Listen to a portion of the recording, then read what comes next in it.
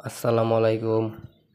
Hello guys, আপনারা দেখতে পাচ্ছেন আমি কোয়েল পাখির একদিনের বাচ্চা দেখাতে যাচ্ছি। এই বাচ্চাগুলো হলো একদিনের বাচ্চা, যাকে আমরা বলি জিরো বাচ্চা। এই বাচ্চাগুলো এসেছে সিরাজগঞ্জ থেকে এসেছে বাসের মাধ্যমে। আমি সিরাজগঞ্জ থেকে অর্ডার দিয়েছিলাম।